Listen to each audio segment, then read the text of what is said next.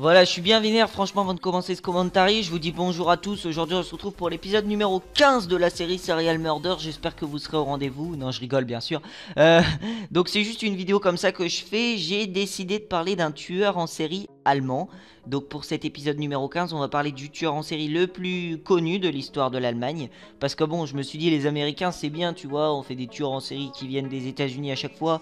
Mais il faut un peu changer, donc les prochains épisodes, on évitera de reprendre les États-Unis. Mais bon, les États-Unis, hein, les tueurs en série aux États-Unis, on sait ce que c'est. On sait que c'est quand même 80% pratiquement des tueurs en série mondiaux hein, aux États-Unis, il faut savoir. Et aujourd'hui, on va parler du vampire de Düsseldorf, donc l'homme qui a inspiré de nombreux films, qui a inspiré notamment un des chefs-d'œuvre du cinéma qui met en scène, dans les années 1931, qui met en scène un tueur pédophile qui était M le Maudit. Donc à l'époque, c'était évidemment pour dénoncer ce vice de la pédophilie qui, je trouve, est absolument affreux. Alors on va y aller. J'ai réuni énormément d'informations, il y a vraiment beaucoup de choses à dire. Et je peux vous dire que je suis bien vénère avant de faire le commentary. Parce que bah, mon ordi m'a encore n'arrête pas de me lâcher depuis tout à l'heure. Donc je sais pas ce qu'il me fait ce con là, il m'empêche de. Il est en train de me troller là, il m'empêche de commencer le commentary. Mais bon, là on est plus fort que lui et on va essayer de lui montrer que on est capable de faire cette magnifique vidéo. Voilà. Alors c'est parti, on va commencer. Peter Kürten, de son vrai nom. Donc c'est Kürten, vous pouvez dire Kürten, mais la vraie prononciation c'est Kürten. Il est né à Cologne, en Allemagne, ok? Cologne, on pourrait dire ouais c'est en Italie, mais non, c'est en Allemagne. Le 26 mai, au mois de mai, 1883, au 19e siècle, c'était le troisième enfant d'une famille de 13 personnes. Son enfance sera cependant malheureuse, défavorisée. Il était déjà victime d'une lourde hérédité mentale. Donc hérédité mentale, c'est une maladie qui se transmet de génération en génération, puisque dans la famille de son père, on dénombre plusieurs assassins, ainsi que de nombreux handicapés mentaux. Donc lui, ça deviendra vraiment le pire du pire, quoi. Ça deviendra vraiment le pire assassin de la famille, puisqu'il est maintenant encore connu. C'est vraiment encore un tueur en série de légende, quoi. Donc lui et sa famille, il faut savoir, dans son enfance, vivaient entassés, mais vraiment entassés dans une seule pièce. Il fut régulièrement témoin des ébats violents de son père, souvent ivre d'ailleurs, qui en 1897, donc lorsque Peter Kürten avait 14 ans, fera 1 an de prison pour tentative de viol sur l'une de ses filles. Donc son père n'est pas une lumière non plus, il violait même ses filles, voilà, de la pédophilie consanguine. Ça, je crois que ça, y a rien de pire. Hein. Après, je sais pas ce que vous en pensez, mais je crois qu'il y a rien de pire. Alors, dès son plus jeune âge, Kürten, en bon tueur en série qui se respecte, torture et tue des animaux. Adolescent, il s'essaye au vol en agressant des passants dans la rue ou en dérobant la caisse de ses rares employeurs. Il aurait commis son premier meurtre à l'âge de 9 ans. Alors vous dites, oui, non mais c'est un tueur en série, mais il commet un meurtre très tôt. Non mais là, c'est un gros malade. Là, je vous dis tout de suite, c'est un très gros malade. Parce que en plus de commettre un meurtre à l'âge de 9 ans, je sais pas... moi, je sais pas à quoi je pensais à l'âge de 9 ans. Je pensais plus aux dessins animés, et je sais plus à quoi je pensais à l'âge de 9 ans, mais je pensais plus aux dessins animés, aux bisounours, qu'à tuer des gens et à les voir se noyer. Parce que vous allez voir qu'il va effectuer un double meurtre, ce gros malade. Il va pousser l'un de ses camarades dans un fleuve. Ils étaient sur un radeau lors d'une sortie scolaire qui se déroulait sur le Rhin. Donc le Rhin, c'est un fleuve allemand, vous connaissez, ça passe par l'Alsace. Un autre garçon avait sauté justement pour essayer de tenter d'aider le jeune que Kürten avait poussé, et il tentait de le sauver de la noyade. Donc ils étaient deux. Mais bien sûr, Peter le maintenu sous l'eau jusqu'à ce qu'il suffoque. Donc le garçon, sachant nager, mourut noyé, tandis que l'autre, qui se débattait dans l'eau, finit par lui aussi couler et mourir. Là, on est vraiment sur un double meurtre à 9 ans. Puisqu'il pousse le premier ne sait pas nager, le deuxième essaye de le rechercher et il coule le deuxième. Donc les deux se noient au final.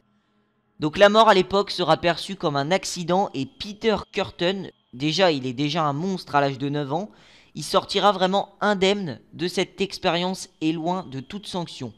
Donc par la suite, il fréquenta le pédophile du coin. Avant d'en devenir un, il fréquenta des pédophiles qui lui apprit à se masturber et à torturer des chiens de la façon la plus sadique possible. Alors lui, Curten, il semblait en demander toujours plus. Il effectuera des actes de bestialité, c'est-à-dire qu'il adorait poignarder des moutons, tout en se masturbant afin d'atteindre l'orgasme. Le mec se masturbe en tuant des moutons. Donc ça veut dire qu'indirectement, il se masturbe sur le mouton. Je ne sais pas si vous voyez le malade, mais là quand même, on est sur un mec qui bat des records là. Lui, on aurait dû lui décerner le prix Nobel de la Légion d'honneur, tiens. Donc la Légion d'honneur de la connerie, voilà. Il aimait aussi incendier des fermes et regarder les buissons s'enflammer justement tout en se masturbant. Donc c'était déjà à l'âge de 15 ans un pyromane avéré. Il s'enfuira finalement de chez lui à l'âge de 16 ans après une enfance douloureuse. Il commença alors à vivre de vol. Il volait de la nourriture et des manteaux le soir pour survivre dans les rues, notamment la nuit. Donc bien souvent, il est jugé comme étant charmant et beau par les femmes. Tous les soirs, il fréquentait pendant un long moment les bars publics et les auberges. Le 25 mai 1913, je suis désolé si des fois je dis 2013 au lieu de dire 1900, mais j'ai pas l'habitude de dire 1900. Donc 1913, il arpente une auberge qui se trouve à Cologne, dans laquelle il entra d'ailleurs. Cette auberge appartenait à un homme qu'il connaissait simplement de vue. Il est alors monté au premier étage, a ouvert toutes les portes, mais n'a rien trouvé à voler, puisque son but premier c'était le vol. Il voulait se faire un peu de bénéf. Seulement dans un lit, il y avait une jeune fille endormie, donc elle avait environ 10 ans. Et là, vous pouvez bien imaginer que ça va être son 3e meurtre. Donc dans un moment de folie, il va la saisir par le cou et l'étrangler avec ses 2 mains. Donc l'enfant lutta, il est dit que l'enfant lutta pendant un certain moment avant de sombrer totalement dans l'inconscience, avant de la pénétrer avec ses doigts. On pourra dire ce qu'on voudra, mais c'est quand même un meurtre sexuel puisqu'il la pénètre avec... il la pénètre pas avec sa verge, heureusement, mais il la pénètre avec ses doigts. Donc il lui coupa ensuite la gorge et resta alors de longues minutes. Écoutez bien le sadisme. Il resta de longues minutes pour entendre le sang de la fillette se déverser sur le sol, goutte par goutte. Il attendit la fin, justement. Et lorsque le sang s'arrêta de couler, il referma la porte et rentra chez lui. Le cadavre de l'enfant fut retrouvé le lendemain. Il était pâle. Elle n'avait pratiquement pas de coloration post-mortem. La langue était gravement mordue, alors que sur la gorge, on comptait 2 plaies séparées l'une de l'autre. Donc la plaie supérieure suggérait un seul coup de couteau, tandis que la blessure inférieure avait été faite par 4 mouvements de couteau à l'intérieur de la gorge. Ainsi, la première victime réellement identifiée de Curten, puisqu'il faut savoir que les 2 premiers gamins n'avaient pas été identifiés, de Curten le vampire, était Christine Klein, une fillette de 10 ans qui allait à l'école dans les environs de Cologne, près de là où son bourreau avait grandi. Le lendemain du meurtre, Curten retourna à Mulheim. Mulheim, pardon, c'est un M. Je suis désolé pour les villes allemandes, c'est comme les villes russes, on va éviter de les prononcer parce que c'est pour des raisons de bienséance, je suis désolé.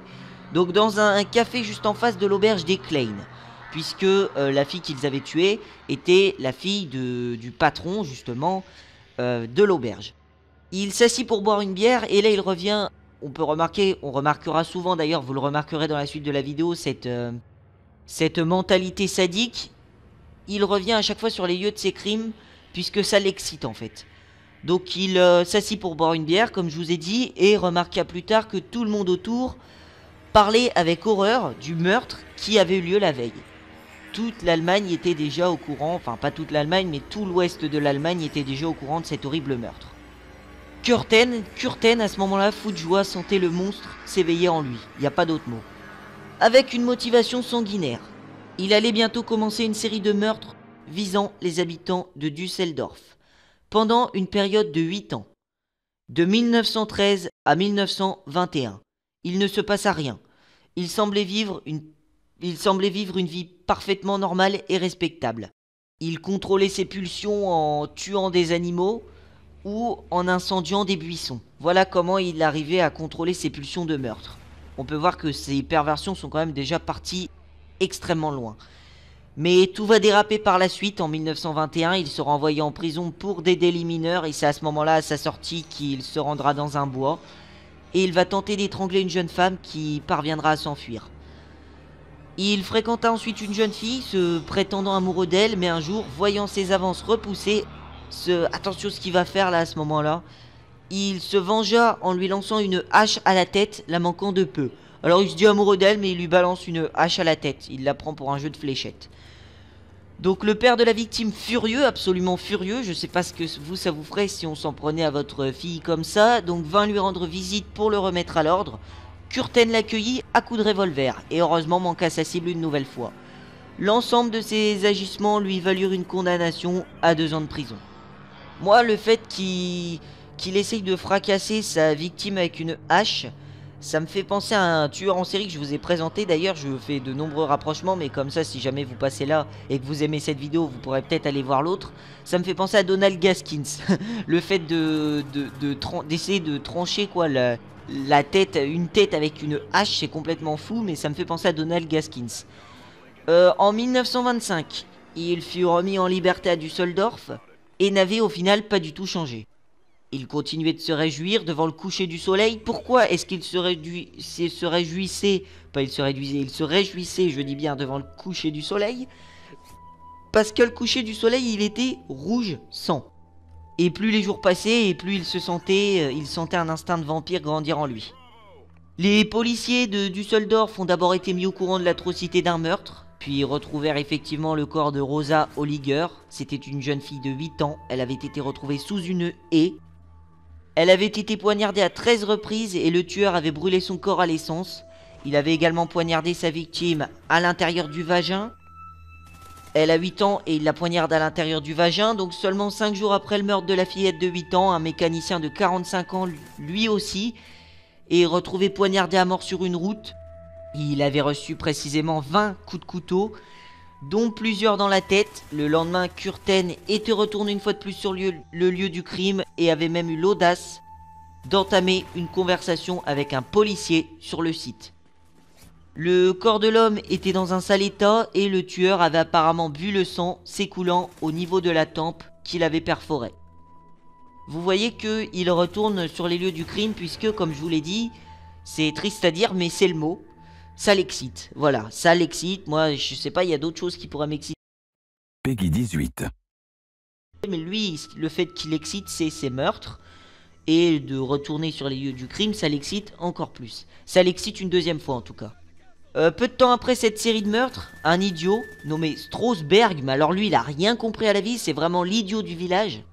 Il est arrêté pour avoir agressé 2 femmes, avec une corde. Et bien sûr, la police, à ce moment-là, en profita pour l'accuser des autres attaques. Strasberg se mit alors à avouer tous les crimes et sera retiré dans un asile d'aliénés. Cet homme a donc été gênant pour la suite de l'enquête et la détection du vrai tueur, puisque la police pensait avoir saisi l'homme qu'on surnommait le vampire. En août 1929, après de nombreuses agressions à Düsseldorf, une série de strangulations et de coups de couteau indiqueront à la police qu'un fou était une nouvelle fois à l'affût. Dans un même temps, plusieurs individus s'accusèrent d'être l'homme que la police avait surnommé le vampire. Donc là, c'est même pas être idiot, c'est carrément être complice. Parce que s'accuser des meurtres d'un tueur en série, c'est vraiment pas malin. Parce que en plus que le mec est toujours en liberté, en plus il peut tranquillement continuer de tuer. Donc je sais pas si vous saisissez le truc. Quelques jours plus tard, le tueur de Düsseldorf sema à nouveau la terreur. Muni d'une fine lame, il poignarda 2 femmes et un homme en l'espace de 2 heures sur le site d'une fête foraine. Les victimes survécurent mais donnèrent des descriptions très divergentes de l'auteur. Et il est dit bien sûr que pendant toute la durée de cette fête foraine, le tueur va revenir et continuer ses agressions. Les experts médicaux travaillant sur l'affaire purent constater que le tueur avait maintenant perdu tout contrôle sur ses pulsions sadiques. Lors de l'année 1929, Curten avait maintenant perdu vraiment tout contrôle sur ses perversions et ses envies de meurtre. Une jeune fille nommée Ida Reuter sera violée et battue à mort en septembre. Et le 12 octobre, une autre femme du nom d'Elisabeth Dorier est battue et meurt lors de son arrivée à l'hôpital. Tout cela sera suivi par des attaques au marteau en octobre de cette année 1929. Lui, Curten, il tue vraiment n'importe quand. Il tue vraiment aussi n'importe comment. Il tue avec tous les modes opératoires. Il peut aussi bien tuer au marteau qu'avec une corde. Il peut capturer ses victimes au lasso. Il peut les torturer. Il peut faire tout ce que vous voulez. Et lors de cette année 1929, on dénombre d'énormes agressions sadiques. On en dénombre extrêmement. Alors là, je vous en ai dit à peu près 3. Même un peu plus que 3. J'ai pas précisé combien il y avait eu d'attaques au marteau.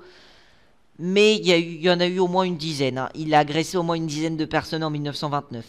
Donc Düsseldorf à l'époque était dans une panique comparable à peu près à celle provoquée par Jack l'Éventreur en Angleterre. Tandis que le nombre d'assassinats continuait d'augmenter. Le 7 novembre, une autre fille de 5 ans disparut. Et 2 jours plus tard, un journal reçut une lettre avec une carte indiquant que le corps de l'enfant se trouvait à proximité d'un mur d'usine. Un corps sera effectivement retrouvé entre une masse de briques et de gravats.